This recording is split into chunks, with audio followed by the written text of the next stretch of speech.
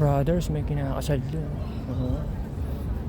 Maglalakad-lakad tayo dito. Meron ba tayo nakitang kinakasal?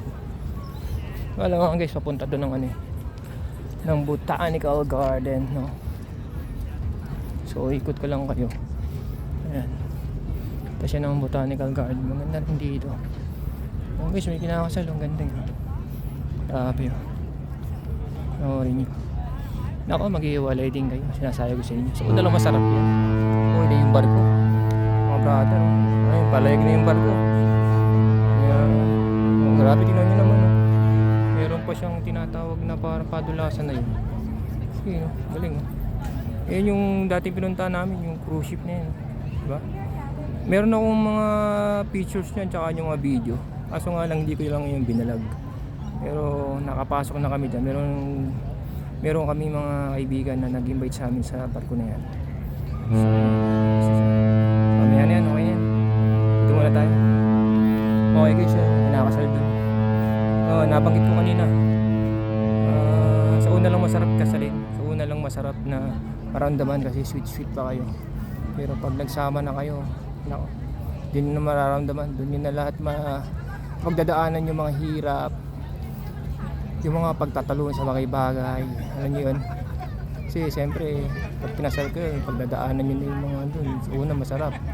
Pero pagka nagsasama na kayo, ayun na, nandun na lahat yung mga fail. Nandun na yung mga tampuhan. Nandun na lahat. Selos, bahay, lahat. Yung problema sa trabaho, problema doon sa mga bagay-bagay na bayarin. Yan. May katulong na mag-asawa. Sinong tutulong, may kamag-anak na nasaktan, may kamag-anak ng ospital, ganyan, bagay ba.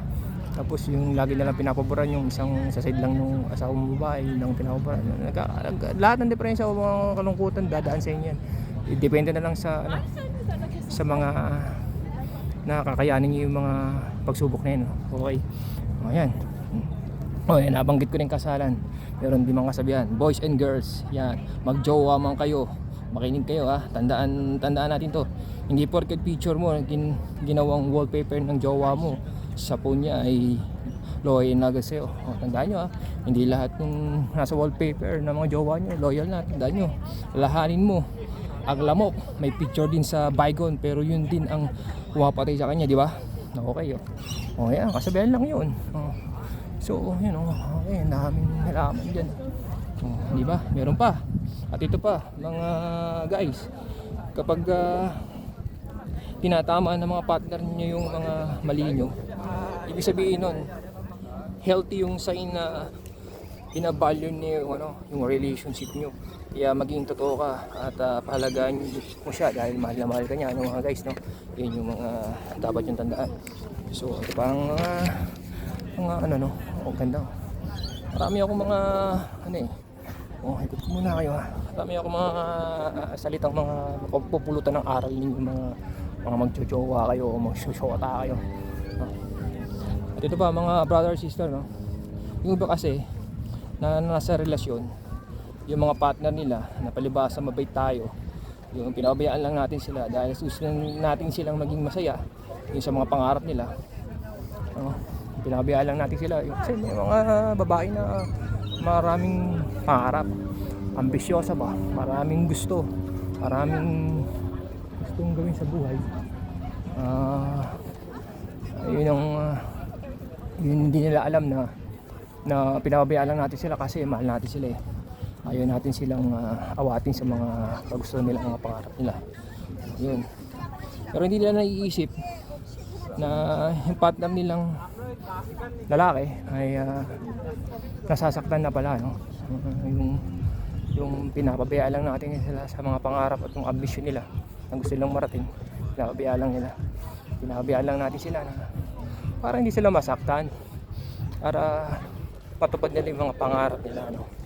So nangyayari, hindi alam ng mga babae na partner nila, napapalayo na pala yung loob ng lalaki, na naiiwanan na pala sila sa bagay na yun, na yung mga binigay na opportunidad para sa kanila hindi na naalala, hindi na nila na napapahalaga, no?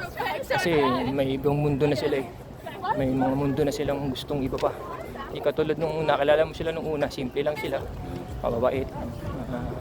Mga pangarap nila dati, simple lang. Yung makasama ka lang, maging masaya na lang sila. Yun lang yung sinasabi nila sa'yo. Pero pagka nabigay mo na yung mga bagay na hindi pa nila narating, tapos narating na nila, may mga makakilala silang iba. So may maaaring sila makakasalubong ibang tao na may mga ibang mga hangarin sa buhay na nakakwentuhan nila. So ang nangyayari ngayon, na-influensyan sila. So pag na-influensya sila, siyempre may goal na silang iba, hindi na ikaw. Yun mga brother and sister, dumadating sa puntong ganun yung mga sitwasyon na ganyan na kinakwento ko lang, binabahagi ko lang sa inyo, no? Para at least kung meron kayong ma-encounter na ganitong mga bagay, at least alam niyo na kung anong dapat nyong gawin. So move on, ano? Alis na kayo doon sa comfort zone na yon para hindi kayo mapag-iwanan, kasi kawawa din naman kayo, di ba? Ay yung mga babae na dapat na inalagaan natin, pinakita natin yung pagmamahal natin, yung kapahalaga na sa atin sa kanila, pero hindi nila sinuklian. So yun, let go. Alis ka na sa comfort zone na yan, at hanap ka ng iba. So marami ka naman makikita at matatagpuan eh. So ikot-ikot pa tayo dito, ano, mga guys. Update ko ulit kayo kasi parang wala na ako nakikita magandang dito. Wala. Yung mga bulaklak hindi masyado nagsisibulan. Napapagod na rin ako, ano, guys. So may nagdi-disco doon, baka may party doon. Check nyo. Yun, no. Grabe yung party doon sa bangka na yun, mukhang masaya doon, So